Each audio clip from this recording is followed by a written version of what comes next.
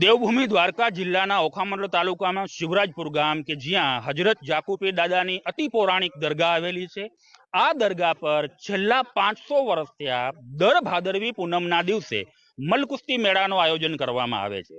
મલકુસ્તી મેળો એટલે કે મહાભારત અને રામાયણ કાળથી રાજાઓ મહારાજાઓ દ્વારા આ આયોજનો થતા।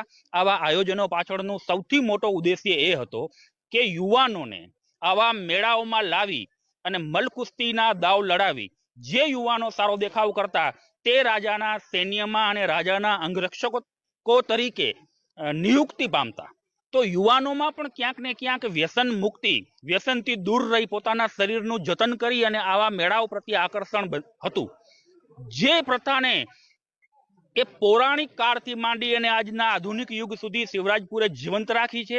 અને અમારું એકમાત્ર ઉદ્દેશ્ય છે કે આજના ડિજિટલ યુગમાં યુવાનો ક્યાંક મોબાઈલની ગેમ પાછળ પોતાનું તન મન ને ધન ખર્ચી રહ્યા છે, તો એ મોબાઈલોની ગેમ ન રમતા આવા કુસ્તીના અખાડાઓ સુધી પહોંચે અને પોતાનું તન મન ને ધન સુરક્ષિત રાખે।